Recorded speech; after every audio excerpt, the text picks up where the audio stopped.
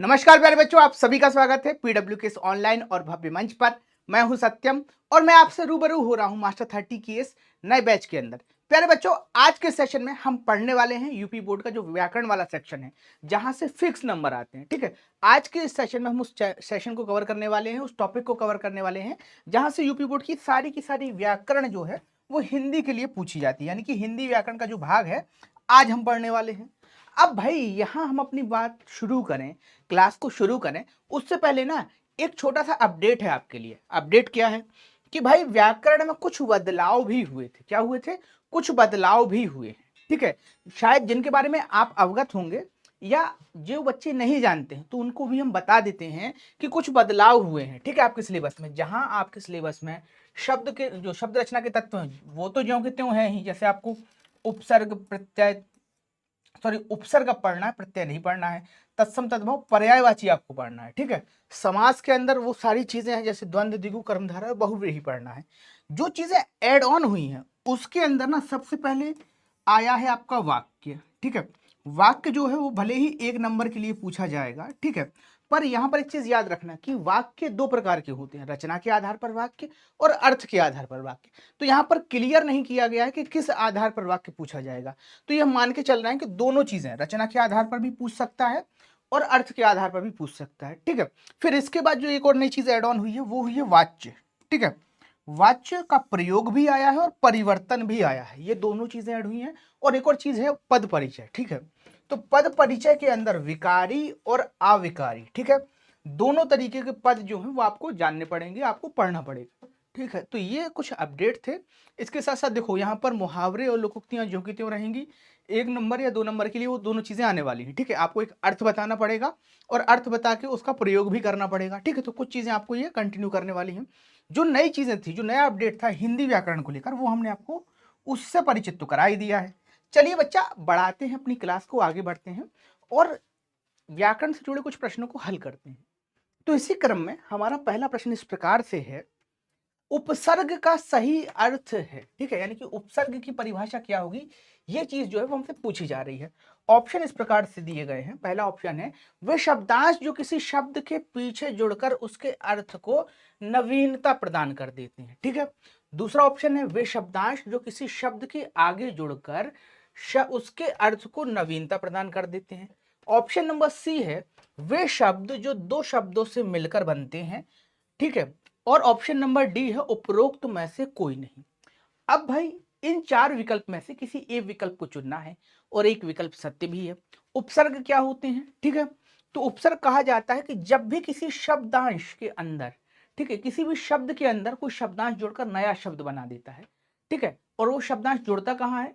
शब्द के आगे। ठीक है, तो आपका ऑप्शन नंबर बी कैसा हो जाएगा? राइट आंसर हो जाएगा आपका ऑप्शन नंबर बी, कि जब भी कोई शब्दांश, ठीक है, यहां पर एक चीज नोट करिएगा कि शब्दांश कहा जा रहा है। क्या कहा जा रहा है? शब्दांश। ठीक है, उपसर्ग और प्रत्यय पूर्णतः शब्द नहीं होते हैं, ये शब्दांश होते हैं, इस चीज को याद रखिएगा। ठीक है, तो वे शब्दांश जो किसी शब्द के आगे जुड़कर उनके अर्थ को नवीनता प्रदान करते हैं उपसर्ग कहलाते हैं। ठीक है भैया जी, चलिए ऑप्शन नंबर भी आपका ये राइट आंसर हो गया। फिर एक चीज और है कि जब कोई शब्दांश पीछे जुड़ता है, किसी शब्द के पीछे जुड़ रहा है, तो वो प्रत्यय कहलाएगा। ठीक है, चलिए आगे बढ़ते हैं, अगले प्रश्न की चर्चा करते हैं। अगला प्रश्न आपसे पूछा गया है, अभ्यागत में उपसर्ग है, कौन सा उपसर्ग है भाई? ऑप्शन नंबर ए है आ, ऑप्शन नंबर बी है आ, ऑप्शन नंबर सी है अप और ऑप्शन नंबर डी है अभी। राइट आंसर क्या होगा भैया जी? तो अगर सही उत्तर की बात करें तो आपका ऑप्शन नंबर डी जो है वो राइट आंसर होगा। ठीक है, अभ्यागत में जो है ना उपसर्ग जो है वो आपका अभी है। ठीक है, अब सोच, एक चीज जरूर दिमाग के अंदर आती है, एक शंका जरूर आती है कि अभ्यागत, अभ्यागत, ठीक है, अभ्यागत का ई कहां चला गया? तो बेटा यहां पर यण संधि के सूत्र का पालन होता है जो ये कहता है कि बड़ी ई या छोटी ई का संयोग किसी असमान स्वर से हो, किसी से हो?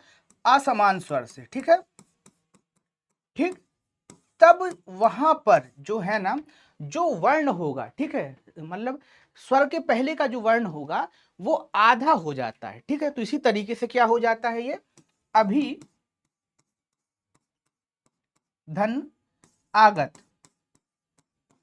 आगत का क्या बन जाता है? अभ्यागत। ठीक है, अभ्यागत। ठीक है भैया जी। चलिए आगे बढ़ते हैं। ये इस तरीके के ना कुछ चीजें याद रखना, जैसे एक अभ्यागत हुआ, ऐसे ही कुछ कुछ चीजें और हैं आपकी बुक्स के अंदर जो बहुत अच्छे तरीके से डिटेलिंग करके दिया हुआ है किताब के अंदर। तो उन सारी चीजों को देखते जाइएगा, क्योंकि प्रश्न जो है ना एक नंबर का आने वाला है। ठीक है, तो इस तरीके से ही पूछता है कि थोड़ा सा लगे बच्चे को, जांच ले कि बच्चे ने आखिर पूरे साल पढ़ा कितना है। ठीक है, तो इस तरीके के जो प्रश्न है उन पर विशेष ध्यान दीजिएगा। ठीक है, अगला प्रश्न आपसे पूछा जा रहा है, सह उपसर्ग लगाकर सही शब्द बनेगा। तो बेटा सह उपसर्ग लगाकर जो सही शब्द बनेगा वो है सहपाठी। ठीक है, सहधन पाठी मतलब साथ में पढ़ने वाला, ऐसा व्यक्ति जो आपके साथ में पढ़ता है सहपाठी कहलाता है। ठीक है, तो ऑप्शन नंबर डी जो है वो आपका राइट आंसर हो जाएगा। सहपाठी के अलावा कोई भी जो आपका विकल्प है वो उचित उत्तर नहीं होगा, क्योंकि हर जगह हा का लोप हो रहा है। ठीक है, तो इस तरीके से आप चेक कर सकते हैं, जब भी आपको ऑप्शन में से कोई सही चुनना हो तो चेक कर लीजिएगा कि उपसर्ग पूरे का पूरा प्रयोग में आ रहा है कि नहीं। और अगर पूरा उपसर्ग प्रयोग में नहीं है, शब्द के अंदर नहीं है, तो क्या संधि का कोई नियम लग रहा है या नहीं। अगर संधि का भी कोई नियम नहीं लग रहा है, या संधि का कोई नियम नहीं लग रहा है, या स्वर संधि का कोई नियम नहीं लग रहा है, और उसके बाद अगर उपसर्ग का पूर्ण प्रयोग नहीं है किसी शब्द के अंदर, तो ये मान के चलिए कि जो विकल्प आपको दिए गए हैं उनमें से ज्यादातर विकल्प गलत ही हैं। ठीक है, सही विकल्प के अंदर क्या होगा कि या तो संधि का कोई नियम लगेगा, ठीक है, तब उपसर्ग के किसी वर्ण का लोप हो जाता है, अन्यथा उपसर्ग का पूरा प्रयोग ही हो रहा होगा। ठीक है, जैसे सहपाठी एक उदाहरण है इस चीज का। चलिए आगे बात करते हैं। अगला प्रश्न है, परि उपसर्ग द्वारा निर्मित शब्द कौन सा है। तो भैया परि उपसर्ग से जो शब्द बनता है वह है परिपूर्ण। परिधन पूर्ण मतलब संपूर्ण हो जाना, पूर्ण हो जाना। ठीक है, चलिए आगे बढ़ते हैं। अगला प्रश्न इस प्रकार से, आकर्षण शब्द में किस उपसर्ग का प्रयोग हुआ है। ऑप्शन नंबर है वी, ऑप्शन नंबर बी है मान, ऑप्शन नंबर सी है अक, और ऑप्शन नंबर आ है आ, सॉरी ऑप्शन नंबर डी है आ। तो ऑप्शन नंबर डी जो है वो आपका राइट आंसर हो जाता है। चलिए आगे बढ़ते हैं। पूछा गया है तत्सम शब्द किसे कहते हैं, या तत्सम कहते हैं किसे कहते हैं भैया। आइए पढ़ते पढ़ते पता करते हैं। वे शब्द जो संस्कृत से हिंदी में भी अपने मूल अर्थों में प्रयोग किए जाते हैं। ऑप्शन नंबर बी ये कह रहा है कि वे शब्द जो संस्कृत से विकृत होकर हिंदी में प्रयोग नहीं किए जाते हैं। ठीक है, ऑप्शन नंबर सी ये कह रहा है वे शब्द जो किसी दूसरे शब्द का समान अर्थ बतलाते हैं। ऑप्शन नंबर डी ये कहता है वे शब्द जो किसी दूसरे शब्द का विपरीत अर्थ बतलाते हैं। तो देखो बेटा, जो आपका उचित उत्तर होगा वो होगा option number A. Option number A के अंदर क्या कहा जा रहा है ये समझो पहले। ये कहा जा रहा है ऑप्शन नंबर ए के अंदर कि वे शब्द जो हिंदी में, ठीक है, जो संस्कृत से कहाँ आ गए हैं, हिंदी में आए हैं। ठीक है, और हिंदी में आने के बाद भी, ठीक है, हिंदी में आने के बाद उनका अपने मूल अर्थों में ही प्रयोग होता है। किस तरीके से प्रयोग हो रहा है, मूल अर्थ में ही प्रयोग हो रहा है। जैसे मैंने कहा काष्ठ, क्या कहा मैंने, काष्ठ। ठीक है, तो काष्ठ का अर्थ लकड़ी, लकड़ी है। ठीक है, लकड़ी। ठीक है, तो आज भी काष्ठ का प्रयोग जो है वो उसी सेंस में हो रहा है। इसीलिए काष्ठ जो शब्द है वो क्या हो जाएगा, तत्सम हो जाएगा। तत्सम मतलब, तत्सम शब्द की यदि बात की जाए तो तत्सम का जो अर्थ होता है वो होता है तत्व धन सम, मतलब उसके समान। और किसके समान भैया जी, तो संस्कृत के समान, या संस्कृत भाषा के मूल अर्थ के समान। ठीक है, इस चीज को लिया जाता है। चलिए आगे बात करते हैं अगले प्रश्न की। अगला प्रश्न पूछा गया है, पुहुप का तत्सम रूप होगा। पुहुप का तत्सम रूप क्या हो सकता है। तो भैया पुहुप का जो तत्सम रूप होगा वो होगा पुष्प। ठीक है, तद्भव जब हो जाता है तो उसको हम पुहुप कहने लगते हैं। ठीक है, और ये जो पुहुप है ना, आपने सुना ही होगा, अगर कहीं आप अवधि के आसपास से हैं, अवध के आजू बाजू कहीं बिलोंग कर रहे हैं, तो आपको पुहुप जरूर कहीं ना कहीं सुनाई पड़ेगा। ठीक है, तो यहाँ पर जो है ना पुष्प इसका तत्सम रूप हो जाता है, पुहुप जो है वो तद्भव रूप हो जाता है। और बेटा एक चीज और याद रखना, जब भी आप तत्सम तद्भव पढ़ रहे हो, क्या पढ़ रहे हो, तत्सम तद्भव, तो एक चीज याद रखिएगा। ठीक है, क्या याद रखना है तद्भव के अंदर, कि ये दोनों जो है ना वो एक दूसरे के पर्यायवाची होते हैं। क्या होते हैं, एक दूसरे के पर्यायवाची। तो तत्सम तद्भव आप जब भी पढ़ते हैं, आप एक तरीके से दो शब्दों के पर्यायवाची ही पढ़ रहे हैं। ठीक है, तो यहां से आपका पर्यायवाची का प्रैक्टिस भी होता जाता है। चलिए आगे बढ़ते हैं। अगला प्रश्न पूछा गया है, शत शब्द का तद्भव रूप क्या है। पहला ऑप्शन है सर, दूसरा ऑप्शन है सब, ऑप्शन नंबर सी है सौ, ऑप्शन नंबर डी है सौरभ। तो बेटा जो आपका उचित उत्तर हो जाएगा वो हो जाएगा 100। शत का अर्थ ही होता है 100। क्या होता है शत का अर्थ, 100 होता है। ठीक है, और इसे ही तद्भव रूप में हम 100 कहते हैं। ठीक है, बाकी सर का जो अर्थ निकलता है वो तीर से भी निकलता है। ठीक है, और सर का जो अर्थ निकलता है वो सर से भी निकलता है। सब मतलब हम सब लोग, सौरभ मतलब एक और ऊषा संबंधी वाक्य हो गया। ठीक है, चलिए आगे बढ़ते हैं। आगे देखो अगला प्रश्न क्या है, सावन शब्द का तत्सम रूप क्या होगा। सावन शब्द का तत्सम रूप पूछा जा रहा है। तो सावन शब्द का जो तत्सम रूप होगा वो होगा श्रावण, ठीक है। जिससे हम कहते हैं हिंदी में सावन, जब झूले डाले जाते हैं, जब रक्षाबंधन मनाया जाता है, उसे ही तत्सम की दुनिया में कहा जाता है श्रावण, ठीक है। चलिए, और ये जो मास है ना, ये शंकर जी को समर्पित है, ठीक है, शिव भगवान को समर्पित है ये वाला महीना, ठीक। चलिए आगे बढ़ते, अगला प्रश्न पूछा जा रहा है, बीची शब्द का तत्सम रूप क्या है। क्या है बीची शब्द का तत्सम रूप। तो बेटा बीची शब्द का जो तत्सम रूप होगा वो होगा बिच्छू यानी कि वृश्चिक, ठीक है।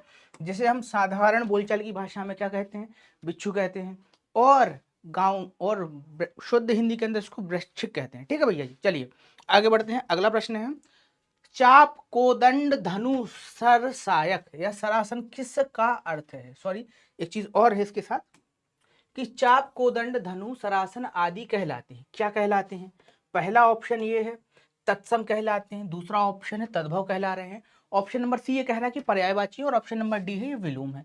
तो प्यारे बच्चों, जो आपका उचित उत्तर हो जाएगा वो हो जाएगा पर्यायवाची। देखो कैसे, चाप जो है वो कोदंड का पर्यायवाची है, कोदंड जो है वो धनु का पर्यायवाची है, धनु जो है वो सरासन का पर्यायवाची है, और इन सब का एक ही अर्थ निकलता है। सब एक दूसरे के पर्यायवाची हैं और इन सब का एक ही अर्थ निकल रहा है, क्या है, धनुष, ठीक है। तो यहां पर क्या है, सारे शब्द एक दूसरे के पर्यायवाची, इसलिए ऑप्शन नंबर सी आपका उचित उत्तर हो जाता है। आगे बात करते हैं, शाखा मृग का पर्यायवाची शब्द है। शाखा मृग किसका पर्यायवाची है। ऑप्शन नंबर ए है शावक, ऑप्शन नंबर बी है मेमना, ऑप्शन नंबर सी है अली, ऑप्शन नंबर डी है मरकट। तो बेटा जो आपका उचित उत्तर होगा वो होगा मरकट, ठीक है। देखो शाखा मृग और मरकट का अर्थ जो होता है वो होता है बंदर। क्या होता है, बंदर, ठीक है। तो बंदर जो है ना वो मरकट और इसका पर्यायवाची होता है, ठीक है। शावक का अर्थ जो लिया जाता है वो शेर के बच्चे से लिया जाता है, या ऐसे किसी भी जानवर से जिसकी जो 4 पंजे हो, ठीक है, उसको शावक कहा जाता है। मेमना मतलब बकरी का बच्चा होता है, ठीक है। अली मतलब भौरा होता है, ठीक है। तो इस तरीके से यहाँ पर जो आपका उचित उत्तर बनता है वो केवल और केवल क्या बन रहा है, मरकट बन रहा है। चलिए आगे बढ़ते हैं, अगला पर्यायवाची जांचते हैं क्या पूछा जा रहा है अगले प्रश्न में। भृंग का पर्यायवाची है। भृंग का पर्यायवाची क्या है, ऑप्शन ए कह रहा है भांग है, ऑप्शन बी कह रहा है मधुप है, ऑप्शन नंबर सी कह रहा है अज है, ऑप्शन नंबर डी है कह रहा है कोकिल है। तो प्यारे बच्चों जो उचित उत्तर होगा वो होगा आपका मधुप। मधुप यानी भंवरा। क्या होता है मधुप यानी भंवरा, ठीक है। तो भंवरा जो शब्द है वो पर्यायवाची किसका है, भृंग का है, ठीक है। इसको षटपद भी कहा जाता है। बाकी के जो पर्यायवाची हैं, बाकी के जो शब्द आपको ऑप्शन में दिए गए हैं, उनका संबंध भंवरे से तो किसी तरीके से नहीं है, ठीक है। जैसे भांग का अर्थ एक नशीला पदार्थ होता है, ठीक है। कोकिल का अर्थ होता है मोर, और अज का अर्थ होता है ब्रह्मा, और अज का एक अर्थ बकरा भी होता है, ठीक है। तो यहाँ पर जो आपका राइट आंसर बनेगा वो बनेगा ऑप्शन नंबर बी मधुप। चलिए आगे बढ़ते हैं, अगला प्रश्न पर, निम्न में से कौन सा सर्प का पर्यायवाची नहीं है, अहि या भुजंग। तो भुजंग जो है वो सर्प का पर्यायवाची है, इसलिए ये उचित उत्तर नहीं होगा। अहि भी जो है वो सर्प का पर्यायवाची है, नाग भी जो है वो सर्प का पर्यायवाची है। गज जो है वो सर्प का पर्यायवाची नहीं है। गज का अर्थ होता है हाथी। क्या होता है, हाथी, ठीक है। तो हाथी जो शब्द है वो सर्प का पर्यायवाची नहीं होगा। चलिए आगे बढ़ते हैं, अगले प्रश्न पर चलते हैं। अगला प्रश्न आपसे पूछ रहा है, शतदल उत्पल वारिज किसके पर्यायवाची हैं। शतदल जिसमें कितने दल हों, ठीक है, शत यानी 100 दल हों। उत्पल, ठीक है, जिसका उत्पल, ठीक है। फिर एक और चीज पूछी गई है, वारिज जिसकी सृष्टि जो है वो पानी में हुई हो। तो इसका जो पर्यायवाची है वो क्या हो सकता है। ऑप्शन नंबर ए कह रहा है जल, ठीक है, ऑप्शन नंबर बी कह रहा है गुलाब, ऑप्शन नंबर सी कह रहा है घन, ऑप्शन नंबर डी है कमल। तो भैया जी कमल जो है वो आपका उचित उत्तर हो जाएगा, ठीक है। चलिए आगे बढ़ते हैं, यमुना गंगा का समास विग्रह होगा। यहां पर पूछा गया है समास विग्रह। तो भैया यमुना गंगा का जो समास विग्रह होगा वह होगा आपका ऑप्शन नंबर ए यमुना और गंगा। और यहाँ पर एक चीज और आपसे पूछी जा सकती है कि कौन सा समास है भैया जी। तो यहाँ पर बता देना बेटा, यहाँ पर द्वंद्व समास है। कैसा समास है, द्वंद्व समास है। आपके सिलेबस के अंदर ना द्वंद्व, द्विगु, कर्मधारय, बहुब्रीहि ये 4 समास ही हैं, ठीक है। तो यहाँ से आपको ये बताना पड़ेगा। इस क्वेश्चन को ऐसे भी पूछा जा सकता है कि गंगा यमुना में कौन सा समास है, ठीक है। क्योंकि सिलेबस शॉर्ट है इसलिए इस तरीके के प्रश्न बन सकते हैं, ठीक है। तो याद रखना कि गंगा यमुना में जब भी दो चीजों के अंदर दोनों पद बराबर हों, कैसे हों, प्रथम पद और उत्तर पद एक दूसरे के बराबर हों, ठीक है, और या ए के माध्यम से जुड़े हों, तो समझ जाइएगा वहां क्या है, वहां 100% जो है ना वो द्वंद्व समास है, ठीक है। चलिए आगे बढ़ते हैं, अगला प्रश्न क्या है, भीमार्जुन में कौन सा समास है। तो भीमार्जुन में बेटा जी द्वंद्व समास है। क्या है, भीमार्जुन में द्वंद्व समास, ये चीज याद रखिएगा, ठीक है। वो है ना, गीता का एक श्लोक है कि भीमा अर्जुना समायुधि युध्यमानो द्राटश्च दुग्धश्च सर्व एव महारथी, तो ये वहां से शायद लिया गया है, ठीक है। चलो आगे बढ़ते हैं। अगला प्रश्न क्या है, तिरंगा में कौन सा समास है, ठीक है। तो तिरंगा में भैया कौन सा समास है, तीन रंगों का समूह या समाहार, बता दो भैया जल्दी। संख्यावाचक पद कहाँ होता है, कौन से समास में प्रथम संख्यावाचक जो है, संख्यावाचक जो है वो प्रथम पद होता है। वो जो होता है ना, वो होता है किसमें, दिगु में भैया जी, दिगु में, ठीक है। प्रथम पद क्या होता है, संख्यावाचक होता है। द्वितीय पद या समूह में होता है या समाहार में होता है, तो वहां पर क्या हो गया भैया आपका दिगु समास। चलिए आगे बढ़ते हैं। हर्ष विधात में कौन सा समास है, तो भैया हर्ष विधात में फिर द्वंद्व समास आ जाएगा आपका, ठीक है। चलो आगे बढ़ो, अगला प्रश्न है, राम रहीम समस्त पद का सही समास विग्रह है। राम रहीम, राम और रहीम, रामम रहीम, रामा रहीम, तो भैया ऑप्शन नंबर बी जो है वो आपका राइट आंसर हो जाएगा कि राम और रहीम जो है वो समास पद इस तरीके से विग्रह होगा। चलिए आगे बढ़ते हैं। सप्तऋषि का समास विग्रह है, ऋषियों का समाहार, ऋषियों का समूह, सप्तऋषि सात सिंधुओं का समूह। तो बेटा यहाँ पर एक चीज याद रखिएगा कि ऑप्शन नंबर बी आपका राइट आंसर हो जाएगा, सात ऋषियों का समूह, ठीक है। उन्हें ही सप्तऋषि कहा जाता है, और ये किसके अंदर आ जाएगा बेटा, ये द्विगु समास के अंदर आ जाएगा। किसके अंदर आ जाएगा, द्विगु समास के अंदर, ठीक है। ये चीज भी याद रखिएगा। चलिए आगे बढ़ते हैं। शताब्दी का समास विग्रह है, 100 वर्षों का समूह, 100 दिनों का समूह, 100 महीनों का समूह, इनमें से कोई नहीं। तो ऐसा तो हो ही नहीं सकता, हमारे पास आए हो उत्तर तो हम देंगे ही। ऑप्शन नंबर ए जो है वो आपका उचित उत्तर हो जाएगा। 100 शब्दों का जो समूह होगा, सॉरी 100 वर्षों का जो समूह होगा उसे ही हम क्या कहेंगे, शताब्दी, ठीक है। चलिए चतुर्वर्ण में समास है, कौन सा समास है, द्वंद्व समास है, बहुव्रीहि है, कर्म दोहरा है या दिगु है। तो बेटा यहाँ पर जो है ना दिगु समास हो जाएगा। क्यों हो जाएगा दिगु समास, जब भी प्रथम पद संख्यावाचक हो, ठीक है, या संख्या के प्रति बोध कराता हो, और जो उत्तर पद है वो आपको समूह का बोध करा रहा हो, तो वहां पर क्या आ जाएगा, आपका द्विगु समास आ जाएगा। चलिए आगे बढ़ते हैं। दशानन का समास विग्रह है, दश है मुख जिसके रावण, दशाएं ही हैं वस्त्र जिसके, ठीक है। ये चीज गलत हो गया, आप वस्त्र कर लेना, ठीक है, वस्त्र, ठीक है, वस्त्र है जिसके, ठीक है, अर्थात दिगंबर, ठीक है। फिर क्या है, दश है मुख जिसके विष्णु, विष्णु के 10 मुख हैं, 10 हैं आंखें जिसकी पार्वती, तो ये भी उचित उत्तर नहीं है। केवल और केवल ऑप्शन नंबर ए जो है वो आपका मैच कर रहा है, ठीक है। अब यहाँ पर देख लो क्या है, 10 है मुख जिसके, इसलिए किस चीज का उदाहरण हो जाएगा कि भाई बात की जा रही है सामान्य की और अर्थ निकल रहा है विशेष। 10 मुख केवल रावण के थे, तो यहाँ पर बहुव्रीहि समास का उदाहरण है दशानन। इस चीज को याद रखिएगा, ठीक है, कि जब कोई बात, कोई जैसे प्रथम पद और उत्तर पद से दोनों से अर्थ ग्रहण ना करके किसी तीसरे से अर्थ ग्रहण किया जाए, तब वहां पर बहुव्रीहि समास होता है, ठीक है। चलिए आगे बढ़ते हैं। लाभ हानि में समास है, कौन सा समास है भाई साहब, तो लाभ हानि में भैया जी द्वंद्व समास है, ठीक है।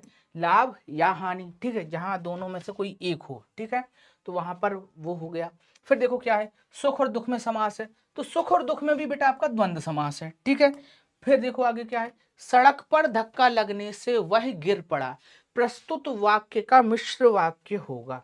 अब यहाँ पर एक चीज समझ लो, सड़क पर धक्का लगने से वह गिर पड़ा, प्रस्तुत वाक्य का मिश्र वाक्य होगा। ये कहाँ से पूछा गया है, आपके जो वाक्य वाला पार्ट है ना, जो नया ऐड हुआ है आपके सिलेबस में, वहां से आपको वाक्य पूछना है, ठीक है। वाक्य के दो सेंस हैं, या दो प्रकार के वाक्य माने जाते हैं। एक तो माना जाता है रचना के आधार पर वाक्य, और एक वाक्य माना जाता है अर्थ के आधार पर। रचना के आधार पर 3 प्रकार के वाक्य होते हैं, सरल वाक्य, संयुक्त वाक्य और मिश्र वाक्य। तो ये जो प्रश्न है ना, ये वहीं से पूछा गया है, वाक्य से और वाक्य के रूपांतरण से, ठीक है। क्योंकि वाक्य की परंपरा में यदि रचना के आधार पर वाक्य पूछा जाता है तो रूपांतरण भी पूछा जाता है, ठीक है। अभी तक जहां जहां भी ये ऐसा पूछा जा रहा है रचना के आधार पर वाक्य, वहां पर रूपांतरण की परंपरा भी हमें देखने को मिल रही है, ठीक है। तो चलिए अब बात करते हैं प्रश्न की कि भाई प्रश्न का सही उत्तर क्या होगा।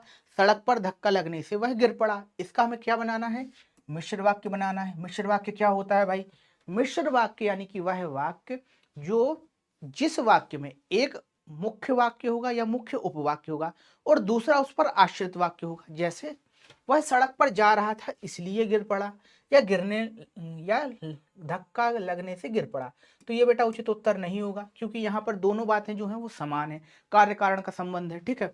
वह गिर पड़ा क्योंकि उसे धक्का लगा था, तो यहाँ पर देखो बेटा दोनों जो उपवाक्य हैं वो आपस में बराबर है, इसलिए ये भी नहीं होगा, ठीक है। फिर आगे बढ़ो, ऑप्शन नंबर सी के अंदर क्या हो रहा है, जैसे ही उसे धक्का, जैसे ही सड़क पर उसे धक्का लगा वैसे ही वह गिर पड़ा। ठीक है, ऑप्शन नंबर सी जो है वो आपका राइट आंसर हो जाएगा, क्योंकि देखो वैसे ही गिर पड़ा, कैसे गिर पड़ा। ठीक है, ये आश्रित वाक्य हो गया। अब इस वाक्य का आधार कहीं आगे है, मतलब ये जिस वाक्य पर आश्रित है या जिस उपवाक्य पर आश्रित है वह यहां रहा। जैसे ही उसे सड़क पर धक्का लगा वैसे ही वह गिर पड़ा। ठीक है, सड़क पर जब धक्का लगा तब वह गिर पड़ा। ठीक है, तो ऑप्शन नंबर सी जो है आपका राइट आंसर हो जाएगा, ये मिश्र वाक्य हो जाएगा। ठीक है, चलिए आगे बढ़ते हैं, अगले प्रश्न पर चलते हैं। रचना के आधार पर वाक्य के कितने भेद हैं? पहला ऑप्शन है 2, दूसरा ऑप्शन है 5, तीसरा ऑप्शन है 6 और अंतिम ऑप्शन है 3। ठीक है, तो रचना के आधार पर वाक्य के भेद पूछ रहा है आपसे। अब देखो रचना के आधार पर जो वाक्य के भेद होते हैं बेटा वो 3 होते हैं। कौन कौन से? सबसे पहले होता है सरल, ठीक है, जिसमें एक ही क्रिया, एक ही उद्देश्य, एक ही करता हो। ठीक है, फिर होता है कौन सा? संयुक्त। कैसा?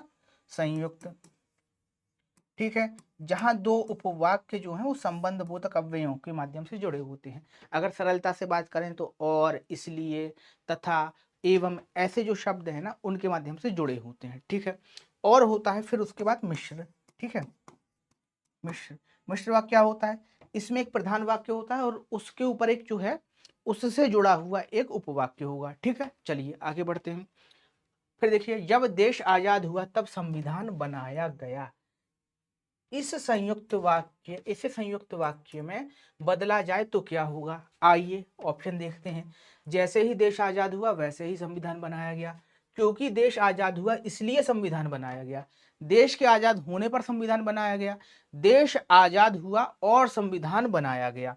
तो बेटा यहाँ पर ऑप्शन नंबर डी जो है वो आपका राइट आंसर हो जाएगा, क्योंकि यहाँ पर जो और है, ठीक है, वो संबंध बोधक अव्यय है और दो जो चीजें हैं, ठीक है, यानी कि दो वाक्य जो है वो संबंध बोधक अव्यय के माध्यम से जुड़ रहे हैं। चलिए आगे बढ़ते हैं। जिस वाक्य में एक ही मुख्य क्रिया हो, क्या कहा जा रहा है? जिस वाक्य में एक ही मुख्य क्रिया हो, कैसी क्रिया हो? एक ही मुख्य क्रिया हो, उसे क्या कहते हैं? तो भैया ऑप्शन आपके सामने है, मिश्र वाक्य, संयुक्त वाक्य, सरल वाक्य, ठीक है, और प्रश्नवाचक वाक्य।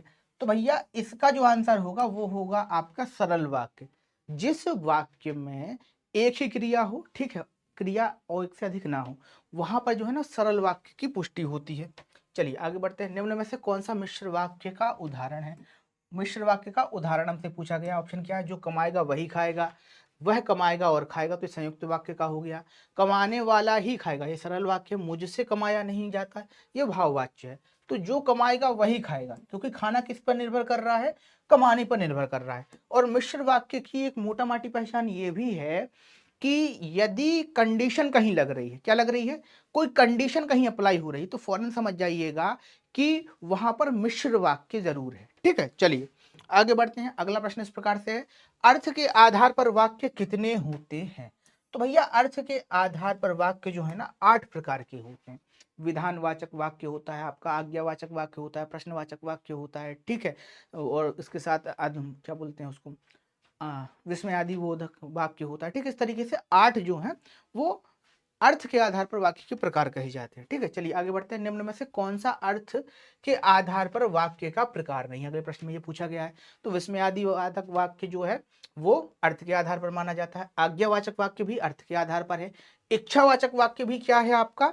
अर्थ के आधार पर वाक्यों की श्रेणी में आता है। मिश्र वाक्य जो है या मिश्र वाक्य जो है वो रचना के आधार पर आता है। किसके आधार पर? रचना के आधार पर जो वाक्य है, ठीक है, वहां आता है आपका मिश्र वाक्य। चलिए आगे बढ़ते हैं। निम्न में से कौन सा आज्ञावाचक वाक्य है? पहला ऑप्शन है, वाह ये आम कितना स्वादिष्ट है। दूसरा ऑप्शन यानी कि ऑप्शन नंबर बी है, वह भालू है। कृपया दाएं मुड़े, ये ऑप्शन नंबर सी है। और शायद वह आएगा, यह ऑप्शन नंबर डी है।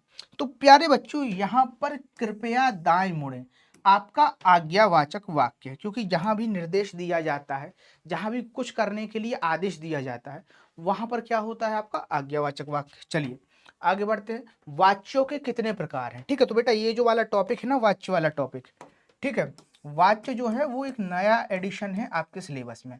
ठीक है, भले ही ये 1 अंक के लिए है, लेकिन नया एडिशन है इसलिए पढ़ना तो है ही। अब पूछा जा रहा है वाच्य के कितने प्रकार होते हैं? पहला ऑप्शन है 3। तो भैया वाच्य के जो है वो तीन प्रकार ही होते हैं, कर्तवाच्य, ठीक है, कर्मवाच्य और भाववाच्य, ठीक है। कर्तवाच्य मतलब जिसमें कर्ता की प्रधानता हो, भाववाच्य मतलब जिसमें भाव की प्रधानता हो, कर्मवाच्य जिसमें कर्म की प्रधानता हो, ठीक है भैया जी। तो चलिए आगे बढ़ते हैं। अगला प्रश्न है, कर्तवाच्य में किसकी प्रधानता होती, क्या पूछ रहा है, कर्तवाच्य में प्रधानता किसकी होती है। ऑप्शन नंबर ए कहता है कर्ता की प्रधानता होती है, ऑप्शन नंबर बी कह रहा है कर्म की प्रधानता है, ऑप्शन नंबर सी है भाव की प्रधानता, ऑप्शन नंबर डी है इनमें से कोई नहीं। तो भैया जी यहाँ पर जो है ना ऑप्शन नंबर ए आपका राइट हो जाएगा, क्योंकि कर्तवाच्य का नाम ही कर्तवाच्य इसलिए है क्योंकि उसमें कर्ता की प्रधानता है, ठीक है। भाववाच्य में भाव की प्रधानता इसलिए वह भाववाच्य है, और कर्म में कर्म की प्रधानता इसलिए वह कर्मवाच्य है, ठीक है। तो ऑप्शन नंबर ए आपका राइट हो जाता है। चलिए आगे बढ़ते हैं। किस वाच्य में कर्ता और कर्म दोनों की प्रधानता नहीं होती है। जहां ना हो कर्ता जहां ना हो कर्म वहां पाइएगा भाव, ठीक है। तो ऑप्शन नंबर सी क्या हो गया आपका, भाव, ठीक है। लोगों के भाव बढ़ जाते हैं, क्यों बढ़ जाते हैं, क्योंकि ना तो वो कर्ता है ना ही वो कर्म हो गए, ठीक है। तो जो लोग ना कर्ता होते हैं ना कर्म होते हैं उनका भाव जरूर बढ़ता है। इस तरीके से तुम याद कर सकते हो कि भाववाच्य क्या बला है, ठीक है। भाववाच्य जो है ना बिल्कुल सरल वाच्य है, ठीक है। चलो आगे बढ़ते हैं। अगला प्रश्न इस प्रकार से है, निम्न में से कौन सा कर्मवाच्य का उदाहरण है। अब हमसे पूछा गया है कर्मवाच्य का उदाहरण। अब चला जाए कवि कविता पढ़ता है, तो देखो बेटा जहां पर लिंग वचन कारक जो है वो कर्ता के आधार पर वहां पर क्या होता है आपका कर्तवाच्य होता है। जब लिंग वचन कर्म के अनुसार निर्धारित होने लगे तब वहां पर कर्मवाच्य होता है। और जहां पर लिंग वचन कर्ता जो है ना वो ना तो वो कर्म के आधार पर हो ना ही वो कर्ता के आधार पर हो तब वहां पर भाव हो जाता है। तो देखो हमसे क्या कहा जा रहा है, कर्मवाच्य का उदाहरण। अब चला जाए तो भैया ये तो भाववाच्य है, ठीक है। ऑप्शन नंबर बी क्या है, कवि कविता पढ़ता है। कवि कविता पढ़ता है, लिंग वचन कारक किसके आधार पर है, कर्ता के आधार पर है। तो भाई साहब ये भी जो है वो क्या है, कर्तवाच्य का उदाहरण हो गया। हम सब भारतीय हैं, हम सब भारतीय हैं, कर्ता के आधार पर लिंग वचन कारक का रूपांतरण, सेम वही बात हो गई, ठीक है। अब बढ़ते हैं आगे ऑप्शन नंबर डी की ओर। सेब खाया जाता है, क्या खाया जाता है, सेब। सेब क्या है आपका, कर्म है, ठीक है। और कर्म के आधार पर लिंग वचन कारक परिवर्तित हो रहे हैं। तो यहाँ पर ऑप्शन नंबर डी जो है वो आपका राइट आंसर हो जाएगा कि भैया क्या हो गया, यहाँ पर सारी की सारी चीजें जो है वो लिंग वचन कर्ता के आधार पर परिवर्तित, सॉरी कर्म के आधार पर परिवर्तित हो रही हैं, इसीलिए ऑप्शन नंबर डी जो है वो आपका क्या हो जाएगा, कर्मवाच्य हो जाएगा। चलिए आगे बढ़ते हैं। अगला प्रश्न है, उसने नेपाली बोली सीखी, वाक्य का कर्मवाच्य होगा, क्या होगा, कर्मवाच्य होगा, ठीक है। पूछ रहा है, ऑप्शन देखो क्या है, उसके द्वारा नेपाली बोली सीखी गई, ऑप्शन नंबर बी है उसने नेपाली बोली सीखी, ऑप्शन नंबर सी है उसने नेपाली बोली सीख ली जाएगी, उससे नेपाली नहीं सीखी जाती। तो भैया देखो ऑप्शन नंबर जो ए है वो आपका क्या हो जाएगा, कर्मवाच्य हो जाएगा। क्यों हो जाएगा इसका टेक्निक समझो, कर्मवाच्य देखो जो बच्चे ना पहले पढ़ चुके हैं, ठीक है, जो उड़ान वगैरह में थे और अभी भी उड़ान से पढ़ रहे हैं, वहां पर वाच्य का सारी चीजें जो है वो बहुत डिटेल में, व्याकरण का जो भी पार्ट है वो बहुत डिटेल में कराया गया है, ठीक है। एक इन्फॉर्मेशन और है तुम्हारे लिए कि भाई जो बच्चों को अभी भी ऐसा लग रहा है कि कुछ चीजें छूट गई हैं तो उनके लिए ना एक स्पेशल बैच भी हम लोग लेके आने वाले हैं कुछ टाइम में, ठीक है। तो तब तक के लिए अगर कोई चीज आपकी छूट गई तो वहां से पढ़ सकते हैं। उसके लिए आपको क्या करना है, तो करना बस इतना है आपको कि जब भी बैच आ जाएगा तो पीडब्ल्यू की साइट पर जाइएगा, पीडब्ल्यू ऐप पर जाइएगा और बैच को इनरोल कर लीजिएगा, ठीक है, जो कि उड़ान फास्ट ट्रैक के नाम से बहुत जल्दी आपके सामने आने भी वाला है, ठीक है। तो यहाँ पर देखो कर्मवाच्य की चर्चा हो रही थी। कर्मवाच्य का क्या सीन है, इस चीज को समझो कि जब भी से द्वारा, ठीक है, या के द्वारा, ठीक है, कर्मवाच्य की यही पहचान है कि या तो से द्वारा आ जाए या के द्वारा आ जाए, तब भी कर्ता के बाद से द्वारा या के द्वारा आ जाता है जब भी वहां पर कर्मवाच्य हो जाता है। तो यहां पर देखो उसके द्वारा नेपाली बोली सीखी गई, तो जैसे ही के द्वारा आ गया वहां पर क्या आ गया आपका, कर्मवाच्य आ गया। चलिए आगे बढ़ते हैं। अगला प्रश्न है, निम्नलिखित में से कौन सा विकारी है। हमसे पूछा जा रहा है निम्नलिखित शब्दों में से कौन सा विकारी है, क्रिया विशेषण, संबंध बोधक या समुच्चय बोधक, और अंत में पूछा जा रहा है विशेषण। तो भाई विकारी और अविकारी क्या होता है, जो लिंग वचन कारक के आधार पर बदलते हैं वो क्या कहलाते हैं, विकारी, और जो नहीं बदलते हैं वो अविकारी। तो इनमें से केवल और केवल जो विशेषण है वो लिंग वचन कारक के आधार पर बदलता है, इसीलिए ये क्या हो गया आपका, विकारी हो गया। क्या हो गया, विकारी शब्द हो गया, ठीक है। और जो नहीं बदल रहे हैं वो क्या हो गए, अविकारी हो गए। चलिए आगे बात करते हैं, निम्न में से पद परिचय का सही अर्थ कौन सा होगा। पद परिचय का सही अर्थ हमें पता करना है। ऑप्शन नंबर ए क्या कहता है, पदों का शब्दों का व्याकरणिक परिचय देना क्या कहलाता है, सॉरी शब्दों का व्याकरणिक परिचय देना। फिर ऑप्शन नंबर बी है वाक्यों में प्रयुक्त शब्दों का व्याकरणिक परिचय देना। ऑप्शन नंबर सी कह रहा है शब्दों की वर्तनी जांचना, और ऑप्शन नंबर डी कह रहा है उपरोक्त सभी। तो प्यारे बच्चों यहाँ पर ऑप्शन नंबर बी जो है वो आपका राइट आंसर हो जाएगा। अब इस चीज को समझो, क्या यहाँ पर जो परिभाषा है वो क्या कह रही है, वाक्यों में प्रयुक्त शब्दों को। तो देखो शब्द कुछ भी हो सकता है, क्या हो सकता है, कुछ भी शब्द हो सकता है। जैसे मैंने कह दिया, मेरा फेवरेट वाला उदाहरण, ठीक है, सारंग, ठीक है, मैंने कहा सारंग। अब इसका पद परिचय यदि मैं निकालने के लिए आपसे कहूं तो केवल आप समानार्थी ही बता पाएंगे। क्या बताएंगे, समानार्थी बता पाएंगे कि सारंग का मतलब मोर होता है, सारंग का मतलब सर्प होता है, ठीक है, सारंग का अर्थ जो होता है वो बादल होता है, ठीक है, बादल, ठीक है। लेकिन अगर मैं ये कह दूं कि सारंग नाच रहा है, ठीक है, और कह दूं कि भैया इस शब्द का शब्द परिचय या क्या नाम से पद परिचय बताइए, तब यहां पर आप निश्चित अर्थ बताएंगे। क्या बताएंगे कि भैया ये जो है वो क्या है, एक तो संज्ञा है, कैसी संज्ञा है, जातिवाचक संज्ञा है, एक वचन है, पुल्लिंग है, इस तरीके से आप बताएंगे, ठीक है। तो जब वाक्य में प्रयुक्त शब्दों का जब आप व्याकरणिक परिचय देते हैं, वही जो है वो आपका क्या कहलाता है, पद परिचय कहलाता है। शब्दों का व्याकरणिक परिचय केवल उस तरीके से नहीं दिया जाता है, ठीक है, उस तरीके से कोई अर्थ का निकलता भी विशेष नहीं है, केवल समानार्थी अर्थ निकलता है। इसीलिए जब भी वाक्यों में प्रयुक्त शब्दों की बात करें उसे भी हम क्या कहेंगे, पद परिचय कहेंगे। तो आपका ऑप्शन नंबर बी जो है वो राइट आंसर हो जाएगा।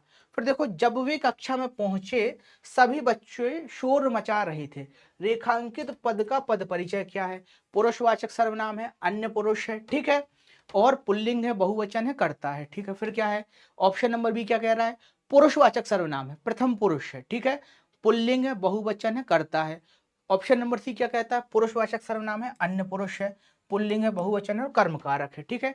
ऑप्शन नंबर डी क्या है, निश्चयवाचक सर्वनाम है, पुल्लिंग है, बहुवचन है, कर्ता कारक है, ठीक है। तो देखो बेटा, अगर तुम्हें पद परिचय बहुत अच्छा सीखना है, ठीक है, तो उड़ान की क्लासेस एक बार फिर से रिवाइज कर लेना सारी की सारी चीजें, ठीक है। और जिन बच्चों ने नहीं किया है तो वो भी एक बार जाके देख लेना, ठीक है। लेकिन पद परिचय जो होता है ना, वो केवल संज्ञा तक सीमित नहीं होता है, या संज्ञा क्रिया विशेषण यहाँ तक सीमित नहीं है। पद परिचय अपने आप में एक ब्रॉड टॉपिक होता है। पद परिचय दिया ही इसलिए गया है आपके सिलेबस में कि जिस बच्चे को पद परिचय आता है उसका मतलब ये है कि मान के चलिए उसे पूरी की पूरी व्याकरण आती है। तो यहाँ पद परिचय सॉल्व करने के लिए आपको पूरी व्याकरण आनी चाहिए, ठीक है। इसीलिए एक बार पद परिचय के लिए ना रिवाइज कर लीजिएगा, ठीक है, जो मैंने वहां पढ़ाया था। अब यहाँ पर इस प्रश्न के उत्तर की बात करें तो ऑप्शन नंबर ए जो है वो आपका राइट आंसर हो जाएगा। क्यों हो जाएगा, इस बात को समझो। पुरुषवाचक सर्वनाम है, ये तो हम सब जानते हैं। अन्य पुरुष है, प्रथम पुरुष कौन होता है, मैं, द्वितीय पुरुष या मध्यम पुरुष क्या होता है, तुम, और अन्य क्या होता है, वे। तो ये है वे, ठीक है। पुल्लिंग है, हाँ भाई साहब पुल्लिंग है। बहुवचन है, जी हाँ बहुवचन है, कि वे जो है वो एक के लिए प्रयोग में नहीं होता, बहुत सारे लोगों के लिए हो रहा है, ठीक है। उसके साथ साथ क्या है, कर्ता कारक है, जी हाँ, कौन पहुंच रहा है कक्षा में, वे पहुंच रहे हैं, तो कर्ता कौन है, क्रिया का वे है, ठीक है। तो इस तरीके से ऑप्शन नंबर ए जो है वो आपका राइट आंसर हो जाएगा।